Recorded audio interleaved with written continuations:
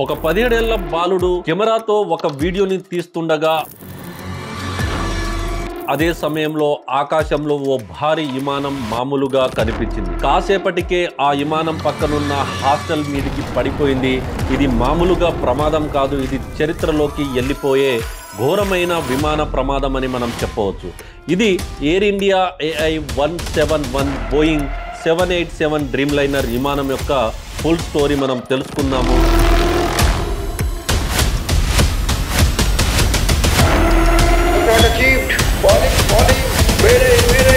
నేను మీ Lakhpati, business coach and motivational speaker. ఇప్పటి వరకు మన ఛానల్ని ఎవరైతే సబ్స్క్రైబ్ చేసుకోలేదో సబ్స్క్రైబ్ చేసుకోండి. Latest updates and business and motivational related మన వీడియోస్ మిస్ అవ్వకుండా ఉంటుంది. కాబట్టి మనకు నెక్స్ట్ వీడియో చూడాలనుకుంటే please subscribe the learn to earn business channel. ఆలస్యం చేయకుండా మనం వీడియోలోకి వెళ్ళిపోదాము.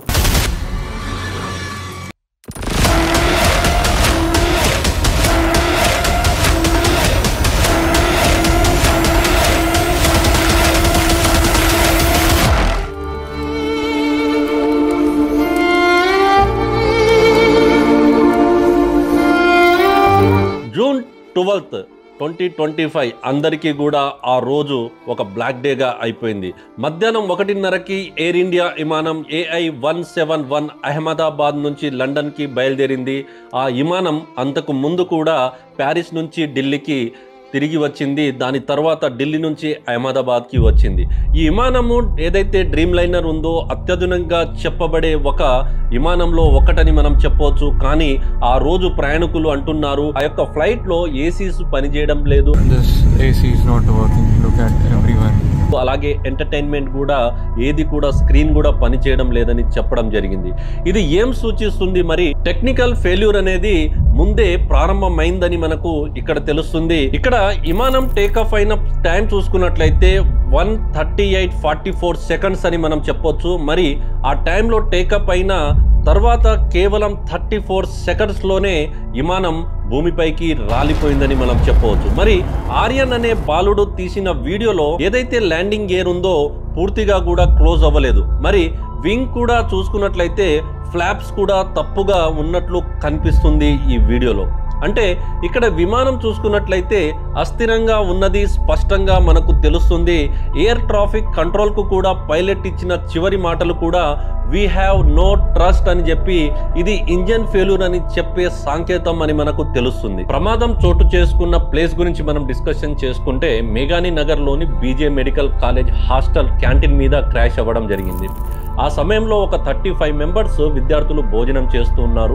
మరి ఈ ఫ్లైట్ క్రాష్ అయిన తర్వాత దాదాపు 270 మందికి పైగా మరణించినట్లు మనము అంచనా వేయొచ్చు. అయితే ఇక్కడ కేవలం ఒక్క పర్సన్ మాత్రమే బతికాడని చెప్పొచ్చు. ఆయన్నే విశ్వాస్ కుమార్ రమేష్ అని చెప్పొచ్చు. మరి అతను బతకడానికి గల రీజన్ ఏంటంటే అతను కూర్చున్న ఏదైతే ఎమర్జెన్సీ ఎగ్జిట్ ఉందో అక్కడ కూర్చోవడం వల్ల ప్రమాదం నుంచి తప్పించుకున్నారని మనం చెప్పవచ్చు. ప్రీవియస్ ఈ ఫ్లైట్ కి ఉన్న హెచ్చరికలు ఏ విధంగా ఉండేదంటే ఈ విమానం ఏదైతే ఉందో నవంబర్ 2021లో లండన్ నుంచి హైదరాబాద్ వస్తుండగా మిడ్ ఎయిర్లో ఫ్యూల్ అనేది లీక్ అయిందని అప్పుడు ఇమీడియట్ గా టర్కీలో ఎమర్జెన్సీ ల్యాండింగ్ చేయడం జరిగింది. అయితే ఈ డ్రీమ్ లైనర్ ఏదైతే విమానం ఉందో ఇక్కడ wind cracking and battery over heat, అలాగే అసెంబ్లీ లోపాలు ఎన్నో సమస్యలు ఉన్నాయని చెప్పొచ్చు. అలాగే బోయింగ్ ఫ్యాక్టరీలో పనిచేసే ఉద్యోగులు చెప్పిన నిజాలు ఏంటంటే ఫ్లైట్ లో మిగిలిపోయిన మెటల్ పీసులు, అలాగే క్వాలిటీ టెస్టింగ్ లేకపోవడం అనేది మేనేజ్మెంట్ పై ప్రెజర్ పెట్టి ఉద్యోగులు మౌనంగా ఉండేలా చేయడం. అయితే ఉద్యోగులంతా కూడా మౌనంగా ఉండిపోయారని మనం చెప్పవచ్చు.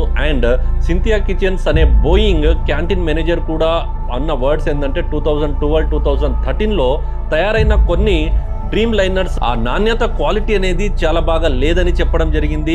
అండ్ నిద్రపోలేకపోయానని కూడా చెప్పడం జరిగింది. మరి టెక్నికల్ కారణాల అనే దాని మీద మనం మాట్లాడుకుంటే ఈ ప్రమాదానికి 3 నిపుణులు 3 వేర్వేరు కారణాలు చెప్పడం జరిగింది. సో ఇక్కడ మనం ఆలోచించుకుంటే నెంబర్ 1 వచ్చేసి ఫ్యూల్ కంటామినేషన్. అంటే ఫ్యూల్ కంటామినేషన్ లో నీరు లేదా ఇతర కారణాలు ఏదైనా మిశ్రమం వల్ల ట్రస్ట్ ఇవ్వకపోవడము, అంటే ఇంజన్ ఆగిపోయే అవకాశాలు ఎక్కువగా ఉంటుంది కాబట్టి ఫ్యూల్ కంటామినేషన్ అనేది ప్రాబ్లం ఉండొచ్చు చెప్పడం జరిగింది.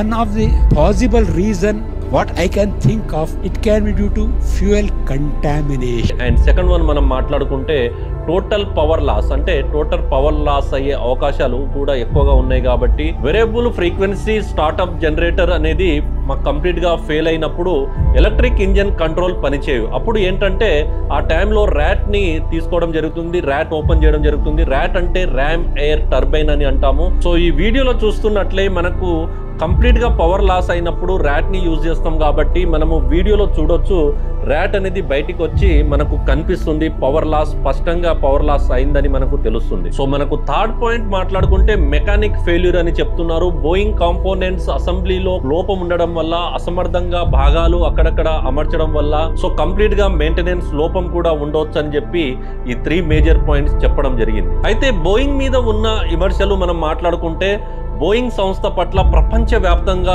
తీవ్ర విమర్శలు వస్తున్నాయనేది మనకు తెలుస్తుంది. 2018, 2019లో 737 మ్యాక్స్ విమానాలు 2 సార్లు కూలిపోయిన తర్వాత కూడా డ్రీమ్ లైనర్స్ పై అంతటా దృష్టి పెట్టలేదు. ఏకంగా బోయింగ్ లో 30 సంవత్సరాలు పనిచేసిన మేనేజర్ జాన్ బార్నెట్ చెప్పడం జరిగింది, బోయింగ్ డ్రీమ్ లైనర్ లోని లోపాలు 10 నుంచి 12 సంవత్సరాల్లో ఒక పెద్ద ప్రమాదానికి దారితీస్తాయని అక్కడి నుంచే విమానం AI-171 జనవరి 2014లో డెలివరీ అయిందని మనం చెప్పొచ్చు. అదేవిధంగా ఎయిర్ ఇండియా పై వచ్చిన ప్రశ్నలు మనం మాట్లాడుకుంటే ఎయిర్ ఇండియా మేనేజ్మెంట్ పై కూడా ఎన్నో ప్రశ్నలు, ఆరోపణలు వస్తున్నాయని మనం చెప్పొచ్చు. పైలట్లు తగినంత విశ్రాంతి లేకుండా ఫ్లై చేయడం అనేది చాలా ప్రమాదం అని చెప్పొచ్చు. అదేవిధంగా మార్చి 2025లో రైట్ ఇంజన్ రిప్లేస్ చేసినా కూడా ఎడమ ఇంజన్ పూర్తిగా చెక్ చేయలేదని మనకు చెప్తున్నారు. అదేవిధంగా మెయింటెనెన్స్ AIESL అనే ప్రభుత్వ సంస్థ చేతుల్లోనే కంప్లీట్ గా ఉందని చెప్పొచ్చు. సో ఇలాంటి ఏదైతే మిస్టేక్స్, ప్రమాదాలు ఉన్నాయో ఒక్క తప్పు వల్ల జరగలేదని మనం చెప్పొచ్చు. ఎందుకంటే సాంకేతిక లోపం ఉండొచ్చు, మానవ తప్పిదం కూడా ఉండొచ్చు, అదేవిధంగా వ్యవస్థాపక నిర్లక్ష్యం కూడా ఉండొచ్చు ఇలాంటి ఘోర ప్రమాదం జరగడానికి.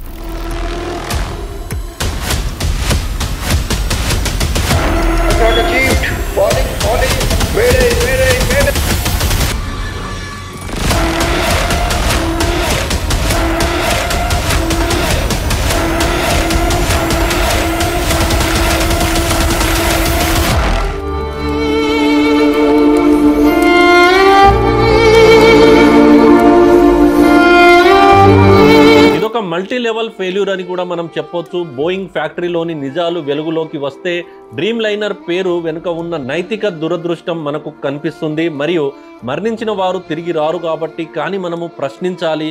ఇలాంటివి మళ్ళీ జరగకుండా ఉండాలంటే నిజాయితీతో కూడిన అవగాహన చర్యలు ఎంతో అవసరమని మనం గుర్తుంచుకోవాలి. మనం ఇక్కడ ఎవరి మిస్టేక్ అని ఆలోచించుకుంటే బోయింగా, లేదంటే ఎయిర్ ఇండియానా, లేదంటే గవర్నమెంట్ దా అనేది మనము ఇక్కడ ఆలోచించాలి. మరి ఎవరిది మిస్టేక్ అనేది మీరు కామెంట్లో రాయండి. అంటే మనం ఎప్పుడైనా సరే విమానం ప్రయాణం చేసేటప్పుడు భద్రత విషయంలో ప్రశ్నించడం కూడా మనకు ఒక బాధ్యతని మనం గుర్తుంచుకోవాలి. సో ఇలాంటి ప్రమాదాలు జరగకుండా ఉండాలంటే కేరింగ్ అనేది చాలా అవసరము, రెస్పాన్సిబిలిటీ అనేది చాలా అవసరం కాబట్టి సో ఇలాంటి ప్రమాదాలు మళ్ళీ జరగకుండా ఉండాలని భావిద్దాము. సో ఇలాంటి more facts and more motivation and business related కోసం ఇప్పటి వరకు మన ఛానల్ని సబ్స్క్రైబ్ చేసుకోకుంటే follow learn to earn Telugu business channel. So subscribe బటన్ని మీరు సబ్స్క్రైబ్ చేసుకోండి. మోర్ ఇలాంటి కంటెంట్స్తో మీ ముందుకు వస్తుంటాను. నేను మీ లక్పతి. Thank you. జై హింద్.